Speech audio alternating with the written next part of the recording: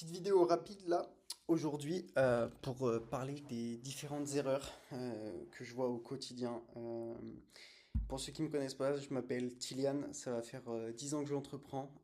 J'ai fait pas mal de choses, que ce soit de l'acquisition. Et aujourd'hui, bah, je suis dans l'IA, j'ai une agence là-dessus.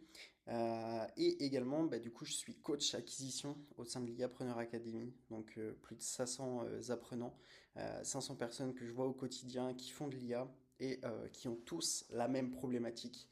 Et donc voilà, là j'ai récupéré 5 problématiques sur lesquelles on va discuter rapidement et qui font que pour moi, tu n'as pas une agence IA qui fonctionne. Allez, sans plus tarder, let's go. Erreur numéro 1, ne pas se nicher. Je vois beaucoup de personnes qui se disent ouais, je fais des automatisations pour des PME. Trop bien, génial, c'est super. Mais concrètement, tu te niches pas, tu sais pas à qui tu parles, tu n'as pas d'avatar, tu n'as pas d'offre spécifique, tu sais pas exactement ce que tu proposes. Ça va jamais fonctionner cette histoire. Aujourd'hui, mieux vaut avoir une porte grande ouverte que d'en avoir une vingtaine qui sont un petit peu qui vont te demander beaucoup de choses, d'énergie pardon, pour l'ouvrir. C'est tout con, mais ne pas se nicher, c'est avoir 20 milliards de projets potentiels qui vont arriver, ne pas savoir exactement quoi proposer, ne pas savoir comment répondre à une problématique. T'as beau même proposer des audits ou quoi que ce soit, mais si tu ne te niches pas, le gros problème que tu vas avoir, il est simple, il est extrêmement simple. En fait, tu vas jamais avancer, tu vas jamais avancer. C'est tout, tu n'auras jamais un process que tu vas optimiser. Si tu n'optimises pas ton process, tu ne peux pas avancer, tu ne peux pas t'améliorer, tu ne peux pas améliorer ton discours, tu ne peux pas comprendre réellement les problématiques de ta niche. Et donc, c'est extrêmement problématique. Donc, ça, c'est l'erreur numéro 1 que je vois et qui va très bien avec la deuxième. En fait, c'est toujours la même, mais c'est ne pas assez se nicher. Donc là, on s'est dit, ok, j'ai une agence générale, pop-up, mais il y a également la seconde partie qui est, je me niche, mais je travaille avec les gens dans le BTP. Ok, tu travailles avec les gens dans le BTP, mais tu leur proposes quoi? Tu parles à qui? C'est qui dans ce secteur du BTP? Il y a combien de typologies d'entreprises? Tu as de la construction, mais tu as du terrassement, tu as les artisans. Enfin, c'est excessif le BTP. Si tu te dis oui, je cible le BTP, ouais, bah super, mais sauf que la différence entre un artisan et un conducteur de travaux qui va travailler dans une boîte de 200 personnes, les problématiques elles sont complètement différentes. Ça va pas fonctionner non plus. Donc il faut réussir à se nicher un peu plus, à aller un peu plus en profondeur. Et également, je vois une peur grandissante qui est ouais, mais si je me niche, après je vais me fermer des portes. Oui, mais et en même temps, je sais pas si c'est vraiment cette niche-là avec laquelle j'ai envie de travailler. Ouais, mais fonce, commence quelque part, et puis si tu vois que ça te convient pas, et bah tu changes. Mais c'est pas en se disant et en restant dans son truc que tu vas avancer. Donc moi je te le dis concrètement, à mon humble avis, et peu importe le business, là on parle pour ton agence IA, tu fais des automatisations, très bien, ou alors tu fais du consulting, c'est super, et tu le fais pour du BTP, bon ok, mais en fait tu vas pas te démarquer, tu vas jamais aller plus loin. Donc vraiment niche-toi, essaye de comprendre, ok, je suis dans la niche du BTP, très bien, typologie d'entreprise. Type d'entreprise et quelle entreprise en fait est-ce que tu vas aller voir dans cette niche du BTP? Une fois que tu as ça, ok, quelle est la personne, enfin, imaginons, on va dire, on va partir sur du terrassement, ok, tu prends une entreprise de terrassement.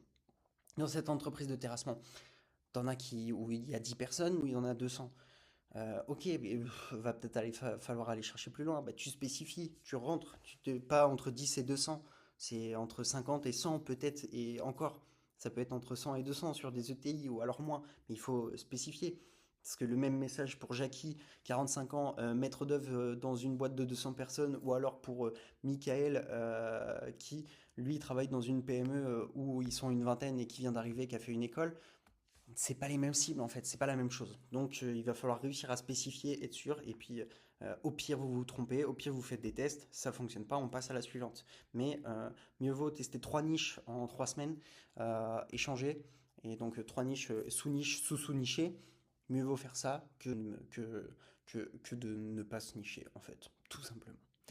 Ok, problème numéro 2 que je vois, chose Problème numéro 2, chercher la niche parfaite pendant 20 ans. En fait, finalement, je crois que je suis fâché avec les gens qui veulent pas choisir une niche ou qui se prennent la tête et qui s'embêtent à se dire je sais pas exactement qui, quoi. Oh là là, arrêtez.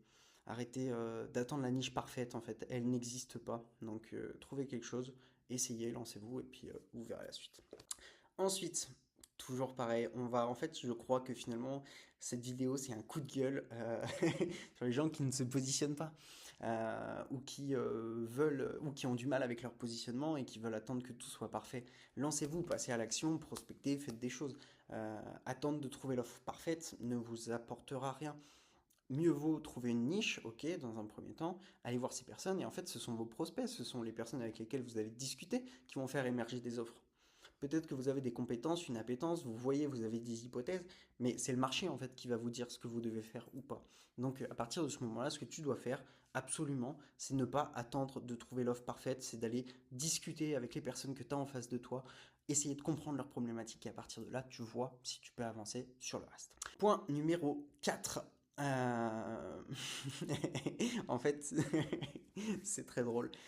C'était les 5 erreurs pour moi, mais ces 5 erreurs, finalement, c'est une seule, c'est le positionnement et c'est tout ça.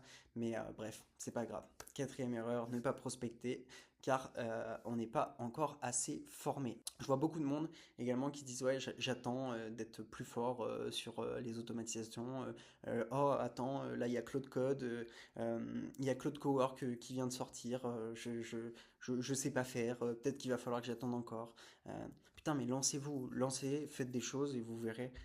C'est super important en fait de commencer par ça, de se lancer et de réussir à sortir de ce syndrome de l'imposteur. Je comprends que toi qui m'écoutes, tu l'es, ce syndrome. Moi aussi je l'ai eu, mais passe outre, tu verras, ça te fera du bien. De toute façon, on n'est jamais assez formé. Même les plus forts du monde, ils sont pas assez formés. Donc lance-toi et tu verras que c'est par la pratique que la technique vient et non pas par la théorie. Euh, c'est pas en regardant toujours plus de contenu, en apprenant toujours plus de choses que tu vas devenir meilleur.